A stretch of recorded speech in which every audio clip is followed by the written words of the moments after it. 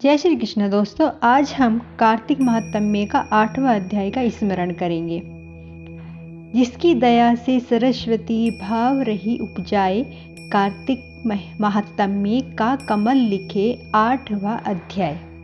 नारद जी बोले, अब मैं कार्तिक व्रत के उद्यापन का वर्णन करता हूँ, जो सब पापों का नाश करने वाला है। व्रत का पालन करने वाला मनुष्य कार्तिक शुक्ला चतुर्दशी को व्रत की पूर्ति और भगवान विष्णु की प्रीति के लिए उद्यापन करे।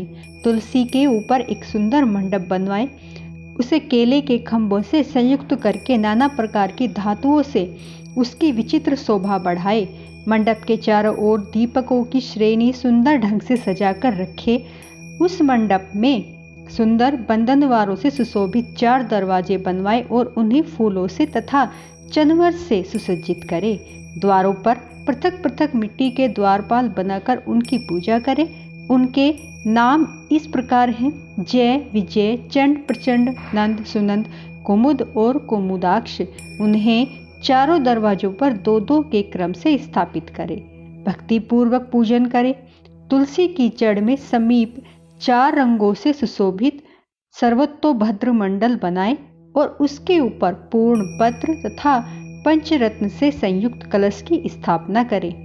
कलश के ऊपर शंख चक्र गदाधारी भगवान विष्णु का पूजन करे।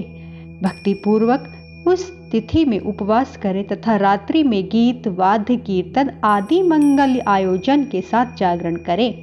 जो भगवान विष्णु के लिए जागरण करते समय भक्ति पूर्वक भगवत संबंधी पदों का गान करते हैं, वे सैकड़ों जन्मों की पाप राशि से मुक्त हो जाते हैं।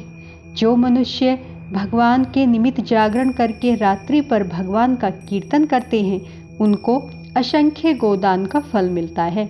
जो मनुष्य भगवान की मूर्ति के सामने नृत्य गान करते हैं, उनके अनेक जन्मों के एकत्रित पाप नष्ट हो जाते हैं। जो भगवान के सन्मुख बैठकर कीर्तन करते हैं और बंसी आदि बजाकर भगवत भक्तों को प्रसन्न करते हैं तथा भक्ति से रात्रि भर जागरण करते हैं, उन्हें करोड़ों तीर्थ करने का फल मिलता है। उसके बाद पूर्णमासी में एक सप्तनिक ब्राह्मण को निमंत्रित करें। प्रातःकाल स्नान और देव पूजन करके वेदी पर अग्नि की स्थापना करे और भगवान की प्रीति के लिए तिल और खीर की आहुति दे। होम की शेष विधि पूरी करके भक्ति पूर्वक ब्राह्मणों को पूजन करे तथा उन्हें यथाशक्ति दक्षिणा दे। फिर उनसे इस प्रकार क्षमा प्रार्थना करे: आप सभी लोगों की अनुकंपा से मुझ पर भगवान सदैव प्रसन्न रहें। इस व्रत को करने से मेरे 7 जन्मों के किए हुए पाप नष्ट हो जाएं और मेरी संतान चिरंजीवी हो। इस पूजा के द्वारा मेरी सभी मनोकामनाएं पूर्ण हो। मेरी मृत्यु के पश्चात मुझे अतिशय दुर्लभ विष्णु लोक की प्राप्ति हो।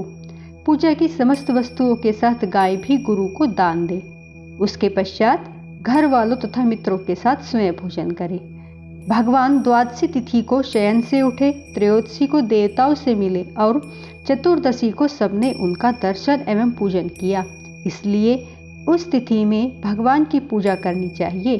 गुरु की आज्ञा से भगवान विष्णु की स्वर्णमयी प्रतिमा का पूजन करें। इस पूर्णिमा को पुष्कर तीर्थ की यात्रा श्रेष्ठ मानी गई है। कार्तिक माह में इस विधि का पालन करना चाहिए। जो इस प्रकार कार्तिक के व्रत का पालन करते हैं, वे धन्य और पूजनीय हैं। उन्हें उत्तम फल की प्राप्ति होती है। जो भगवान विष्णु की भक्ति में तत्पर हो कार्तिक में व्रत का पालन करते हैं, उनके शरीर में स्थित सभी पाप तत्काल नष्ट हो जाते हैं। जो श्रद्धापूर्वक कार्तिक के उद्यापन का महात्म्य सुनता या सुनाता है, वह भगवान विष्णु का सायुज्य प्राप्त करता है। तो दोस्तों, आज हमारा 8वां अध्याय समाप्त होता है। बोलो विष्णु भगवान की जय। श्री कृष्ण भगवान की जय। अब हम कार्तिक मास में तुलसी माता और बुढ़िया माई की कथा का स्मरण करेंगे।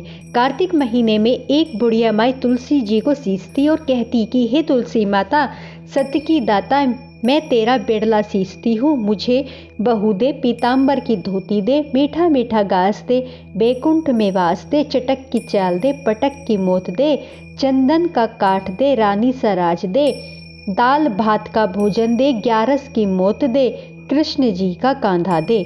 तब तुलसी माता यह सुनकर सूखने लगी तो भगवान ने पूछा कि हे तुलसी, तुम क्यों सूख रही हो? तुलसी माता ने कहा कि एक बुढ़िया रोज आती है और वह यही बात कहती है, मैं सब बात तो पूरा कर दूंगी, लेकिन कृष्ण का कांधा कहाँ से दूंगी?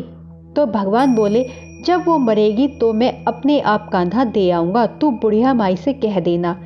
बाद में बुढ़िया माई मर गई, सब लोग आ गए। जब माई को ले जाने लगे तो वह किसी से न उठी। तब भगवान एक 12 वर्ष के बालक का रूप धारण करके आए। बालक ने कहा, मैं कान में एक बात कहूँगा तो बुढ़िया माई उठ जाएगी। बालक ने कान में कहा, बुढ़िया माई मन की निकाल ले, पीताम्बर की धोती ले, मीठा मीठा घास ले, बैकुंठ का वास ले, चटक की चाल ले, पटक की मौत ले, कृष्ण जी का कांधा ले। यह सुनकर बुढ़िया माई हल्की हो गई। भगवान ने कांधा दिया और बुढ़िया माई को मुक्ति मिल गई। हे तुलसी माता, जैसे बुढ़िया माई को मुक्ति दी वैसे सबको देना। कहानी कहते सुनते हुंकारा भरते सब पर अपनी कृपा करना। बोलो तुलसी माई की जय।